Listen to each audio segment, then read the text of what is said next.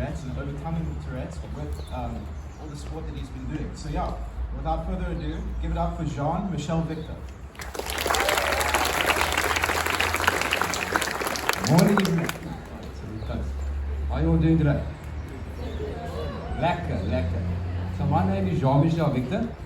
Benj asked me to come through and give you guys a little chat about my life and how I use sport to cope. So, how many of you all know what Tourette syndrome is? Oh, shoot, times have changed from the 90s, eh? So, basically, I grew up with Tourette's. I was diagnosed at the age of 6, and I went to a public school in the northern suburbs. And you can just imagine how difficult that must have been in the 90s. Walking around, very different from what today is. So you walk around and you have it, whoop, go! Everyone's like, oh, what's this guy like? You know? So the coping mechanism for me then was very difficult. But I never had an outlet as a teenager, as a kid, with the tics. So I remember my first day of high school, very first day. 13, you rock up there, you're nervous, you don't know what's going on, you know, you're new to the whole scene, and the principal says to you, can I see you in my office? Oh yeah, no, okay, cool. Off we go to the office. Now you're sitting in the office, and they say, well, we're having our first assembly today, Mr. Victor. I say, oh great, cool, sounds like it. Can you please be on stage? I say, ooh, it's going to be a bit of a, I hope the mic isn't close to me because, you know, if I give a tick, it's going to be quite a thing. He says, now I'm going to tell the whole school what you've got, and we're going to do this simple and easy. I said, oh my, okay, now I'm nervous, now the anxiety's up here. Takes me up, he sits me down on the stage, and you've got about 1,500 kids sitting there. And the principal says, right, almal, so Afrikaans school back then. Luister nou mooi vir my. Now I'm sweating. But just think about that anxiety attack. This is Jean-Michel Victor. If he does this, don't laugh at him. Let me tell you, I never felt so embarrassed in my life with 1,500 kids looking at me and laughing at me. Whew! I sat there. I didn't know whether to cry, run or hide. But that is when my mindset changed. I thought to myself, Jean, you can either sit here, feel sorry for yourself, hide, or embrace it. And I thought to myself, you know, it takes so many people to get recognized or we try to get known. Just accept it. It took me 20 seconds for everyone in the school to know who I was. 20 seconds. A positive. I took it as a positive. And so life went on, and got into my teenage years, and yeah, living with the Tourette's was quite tough back then because no one quite understood it. And you're always walking around, making these sounds and tics and shaking it. Everyone thinks you're crazy, but it's fine. You get used to it, you know, you get this little stigma on yourself. So what happened was I went on a journey from the age, say, 24. I started exercising, trying to find ways, how can I suppress the tics and make the vocal tics and the facial tics, because at the stage there we only had Ritalin, and there was something else like Adderall, which they could give you. So I took Ritalin for a while, but that high was high, I'm not going to lie to you. Used it for a week, took it, I threw it away. I said, Mom, no, I can't do this. I can't sit at school, drooling, sitting there, you know, everything, like it just didn't work for me. And I decided to live with it and find another solution how to make it better. How can I make this better? I did some studying to find out what is Tourette syndrome, what causes Tourette syndrome. You know, there's a lot of information out there on Tourette syndrome. So it's basically on a nervous system which runs in the brain. So your brain's like a washing machine. So everything's working, but there's certain proteins that aren't getting to the brain that should, which causes the tics. So I thought to myself, what can I do to make this better for myself? Then I came across, after long research, the Wim Hof method. How many guys know the Wim Hof method? The breathing. The Dutchman there in Holland. With the ice baths. So I had this crazy idea. I thought, yeah, let's give it a go. And I'm just as crazy as this guy. And I started cold exposure. And everyone thought it was crazy. And also, it's cold. They say, yeah, it's good for you. It's good. It's going to sort you out. And I bought myself this bucket, and I kept filling with ice. And I kept going in. And I kept going in. And I actually found that the results from the cold calms me down. It's in a way where it's just calming. and the method works, and the breathing works, and it just absolutely works. It helped me by so much with the tics. Now on the sports side, I started running up and down Lions Head, for fun. You start hiking. And then I had to set myself small little goals. So I've got the ice bath, so I can relax. What can I do now to get rid of all this trauma, this emotional trauma in me, from childhood, from being made fun of? Because when you have kids like myself, I've got 2 kids now, I'm married. If you're not healed as an individual when you have kids, you will project that onto your children, which you don't want to do. So I had to find an outlet for all the emotional trauma through the years. And what did I do? I started hiking. And I thought to myself, you know what? Well, let me set small goals. I'm going to do 100 summits up Lions Head. Let's just see how it goes. I started at number 1, number 2, number 3, number 4, and so I kept on going. I got to my 100. I thought to myself, if I can do this, what else can I do?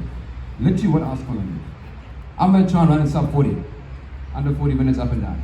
Now I smoke, I drink, I'm human. Mates are like, no, you can't do that, Sean. That's the pros. I said, who are the pros, man? Let me show them how it's done. Typical mentality. Let's go.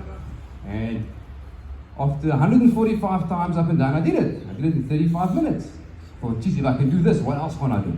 What's next? I had this crazy idea. I told my wife, I'm going to run up and down Lions Head for 24 hours non-stop. People told me, are you crazy? I said, well, yeah, we know that. I thought, no one's ever done it, John. You're just a boy from Goodwood. Who are you? There's pros already. I said, who am I? You're going to know who I am. Give me 6 months, you type my name in Google, you're going to see it. Small little goals. And I trained hard. I trained before work. I got up, got the kids ready, dropped them off at school, dropped the wife off to Lions Head. I got 45 minutes, up and down, every single day. Every single day, all I did was train twice a day. Train twice a day. Till I got to the 17th of October, and it was D-Day. And you stand there and you look at this and you think to yourself, whew, let's do this. Let's do this. And off I went. Did Summit 1, everyone's with you, it's nice, it's awesome, you got support. Summit 2, Summit 3, Summit 4, Summit 5. Then everyone started leaving. Now you're all alone. Now there's nobody. Now it's just you, your emotions, your trauma, your life. You're pushing yourself to limits, you're tired, you're hungry, you're annoyed. And Summit 6 started getting dark. The wind started coming. I'll never forget this in my life. A week prior that, I actually rolled my ankle. I tore ligaments in the foot. They also told me, the physio said, my man, you got 6 weeks cancelled. I'm not going to cancel, I'm going to go for it. I've trained so hard, I'm going to go through. I couldn't run, literally couldn't run. So I was literally like walking up the mountain the whole time. Well, every single summit, up and down, in pain. And then obviously you run, or you hike up and down, and you wait for the pain to numb. So it stops, so it becomes dead. It's still there, but your mind tells you it's not there. You keep on going. And while coming down on the 6th one, this porcupine, I've got a name for him, but I won't mention it to you. Trust me, no. I'm tired, I'm hungry, I'm annoyed, I'm thinking of all this nonsense, man, emotional, dealing with all my traumas. So the universe just said, hey, let's just send him another one in the way. This porcupine jumps out from the side. I won't say what I said, I'm actually Afrikaans. I won't say that. That lovely word. As he jumps, got an external roll on the same ankle. I got nauseous. I sat there, and my stomach started turning from the pain. And I thought to myself, I found my wife, Thelma, carry ice. I'm like, what's wrong with you? I kept repeating myself, because you're fatigued, you're tired. I'm even ticking, because my ticking gets worse when I'm tired. I'm just like, everything is going wrong. But I didn't stop. I said to her, listen, call it a night. I'm like, no, that's what I'm going to do. How am I going to tell my kids I quit? You can't quit. I'm going to have to lead by example. My father himself, my Lord, there was a quitter. So I'm going to break the change. And I kept on going. Wife was there, ready, ice buckets. Ready, my foot was shaking. It was like, oh, funny colors. You put it in. You numb the pain. Shoe back on. Number 7. But I could see by number 7 I was getting a bit, sort of falling around. I don't know if you've ever been so fatigued and tired that you even start talking to yourself, answering yourself, you start talking to everything. You're talking to the trees, talking to the rocks. You're just so beside yourself. So, due to curfew, I had to leave at 10. 7 summits done. Off I went home and I said I'll be back at 5. I should have never done that. So the ankle swelled up twice the size the next morning. It was fun. Wife said, no, I was with a guy, Costa, at his place. He said, John, you can't go. I said, my friend, give me that shoe. Give me that shoe. I stick my foot in that shoe, I tie it so tight, I'm going back. Because I'm not going to give up. I needed 13 summits to break the record. 13, I had 6 to go. And I was in great shape mentally, not physically. Off I went, and I went summit 7, summit 8, summit 9. When summit 10 came, I hit a blank. Then my wife phoned me, I'm halfway up the mountain, the wind's blowing out. I just burst out in tears. I just burst out in tears. I got so emotional. I was thinking of everything, processing everything, just pushing myself to the limits beyond I thought was capable. I was suppressed as a kid. People said, you can't do it. I'm dyslexic, so when I read, I'm like, I'm going to look at the state, and until today, I struggle a bit. Okay, so, always suppressed. You storm, so I never fitted into the mold of the schooling system back then. Quite difficult. So I processed all that while doing it. Summit 10, she called me, and I was just broken. She's like, you can stop. I said, I'm not going to stop. Get me a Big Mac meal from McDonald's. I was vegetarian then. I said, now I'm eating meat. I said, now I'm eating meat, my bro. Bring me I ate the McDonald's, I got energy. Give me a cigarette. I should have been a cigarette. 3 more to go, 3 more hours. Running out of time as well. And I got to Summit 11, Summit 12. I needed 1 more to set a new record. I thought to myself, me. Out of all the people, the sportsmen, me. I felt good, I felt good. And when I got to number 13, it felt amazing. Everything that could go wrong went wrong. But yet, at the end, it came right. That's life. Is that you think things are it's just around the corner when you want to quit. Is victory. That's what most of us do. We try to give up. You must never give up. No matter how hard it gets. No matter how hard it gets.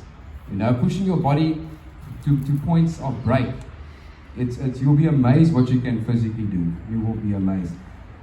And I was primed. I wanted to the ETV Prime phoned me for an interview on ETV. My friends were like, Sean, please don't swear.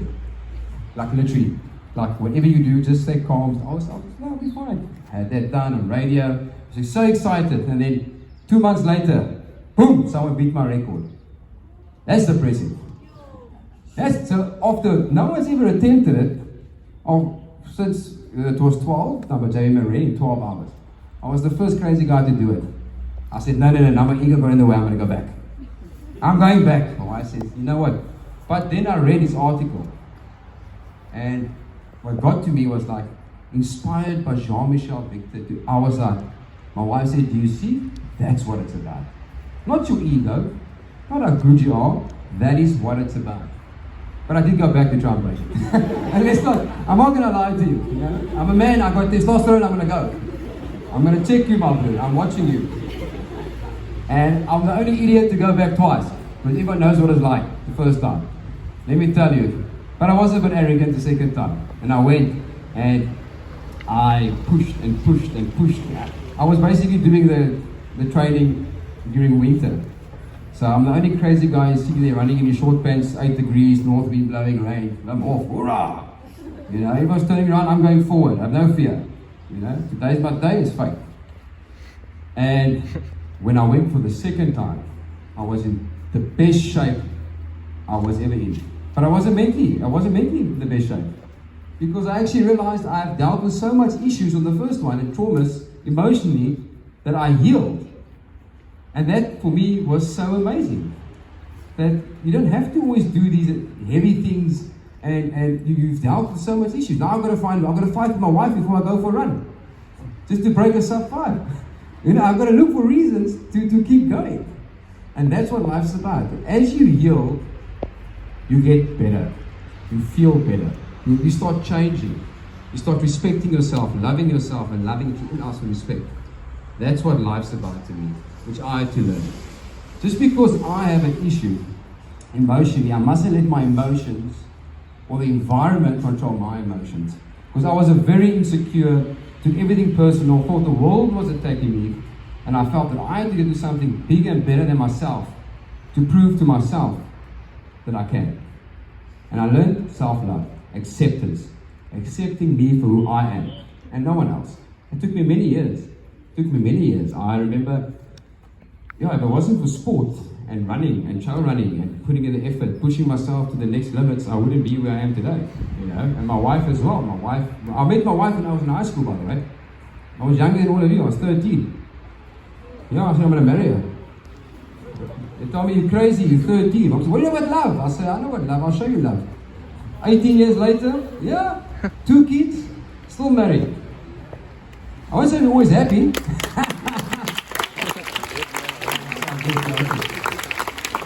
it shows you that no matter how you feel, who you are, you can do anything you want. You probably hear this a lot. But some people just need to be shown that and push their limit. So what I've done now, with my 8 years of training and my little accomplishments, they're quite small compared to others, is I've started a boot camp for everyone, with teenagers, that I train every Sunday. It's called Be Lekker Bra. Some of you guys see on Instagram. Be Lekker Bra, that's me. Very northern suburbish, but anyway. So we operate. Aware? So, yeah, so I take these kids and I give them, basically we do a lot of military training. So I make them carry a pole up in the air for 3 kilometers, in blow up water in the cold. You're pushing them. So the idea is I try and teach them as teenagers. See it this way. You catch on nonsense. You guys are young, you got parents, right? You're naughty at school. You come home. Your parents come home. Your parents have worked all day. They're tired. Now they must deal with your nonsense. Because you thought, nah, something, you're going to be the main guy. Right? I make you feel like your parents. You with me? So when you're tired and you're like, I don't want to do this anymore, I'm so tired, I'm screaming at you for 40 minutes, and you can't scream back, you very quickly realize the situation they're in. And that is how you start to change, because you're being pushed. And you only feel something how someone else feels when it's happening to you. And that is how we change and respect people and become better people. You know, through love and acceptance and just being awesome and believing in yourself. I'm a big believer in self-belief. Without self-belief, you don't love yourself. Whew, I've been there. It's a lonely world. You keep questioning, you keep doubting. You're in this dark place, you know. And you just decided, well, I just decided to embrace everything. You know what, Tourette's, come, bring it. Woo, come, boy, signs everywhere. Like a bad person. I have a lot of tics. I'll tell you one, I was sitting in the movies once and I kept on going, woo!